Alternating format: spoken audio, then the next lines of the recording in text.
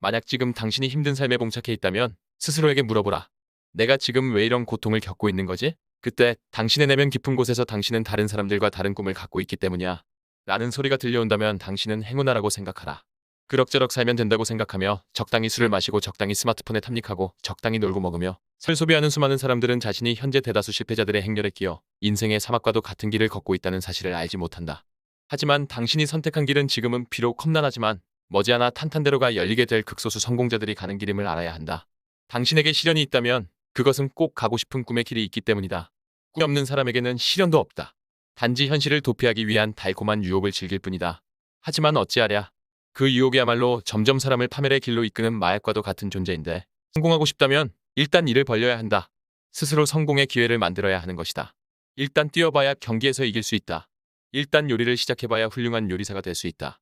일단 데이트를 신청해봐야 마음에 담아둔 사람과 교제할 수 있다. 항상 꿈만 꾸고 바라기만 하면서 도전해볼 생각을 하지 않는 사람은 결코 기회를 잡을 수 없다. 실패를 두려워할 것이 아니라 이런저런 코스를 고려해서 실천 가능한 일부터 시작해보라. 꿈은 붙잡고 있다고 해서 충족되는 것이 절대 아니다. 꿈이 있다면 지금 당장 허를 날개를 달아 날아다니도록 해야 한다. 그렇다면 왜 수많은 사람들이 자신의 꿈에 날개를 달지 못하는 것일까? 그 원인은 크게 두 가지로 분류할 수 있는데 하나는 자신감의 결여이다. 난 이 일을 할 수 없어. 전에도 해봤는데 실패했어. 이번에 또 다시 실패한다면 난 커다란 상처를 입을 거야. 그리고 주변 사람들은 얼마나 나를 비웃을까? 이처럼 실패에 대한 두려움이 꿈의 날개를 달지 못하도록 꽁꽁 묶어버리는 것이다. 다른 하나는 타인의 부정적이고 냉소적인 태도이다. 그들은 특히 먼 거리에 있는 사람들이 아니라 아주 가까운 거리에 있는 사람들이다.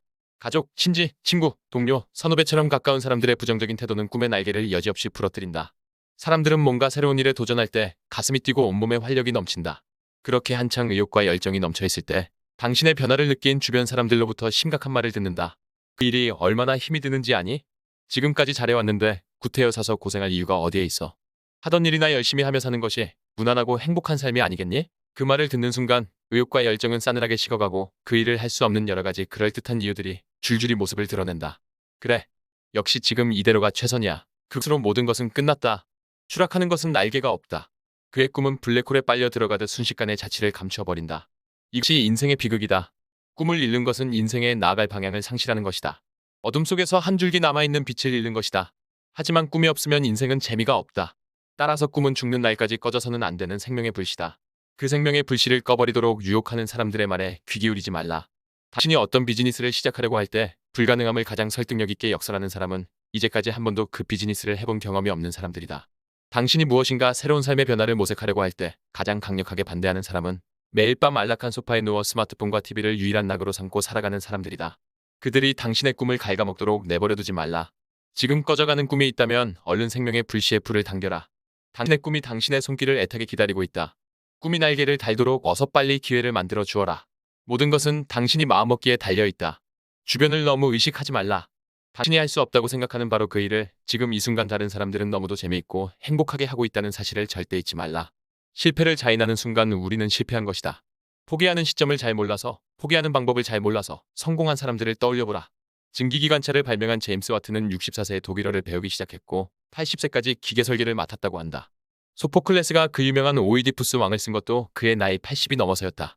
그대 가슴에서 뛰는 심장의 고동소리가 멈출 때까지는 그 무엇이든 늦지 않다고 말한 롱펠로우의 말을 기억하라. 그 강한 노인들 앞에서 우리는 아직 팔팔한 청년이다. 무엇이 두려운가? 오늘을 남은 인생이 시작되는 첫날이 되게 하라. 늦은 것은 아무것도 없다. 당신의 가슴에 손을 얹어보라. 그리고 심장이 뛰고 있거든 자리를 박차고 일어나라.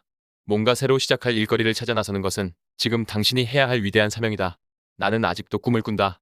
유튜브에서 아무도 시도해본 적이 없는 지혜의 숲 장르로 100만 명의 채널을 만드는 것이 지금 나의 꿈이다.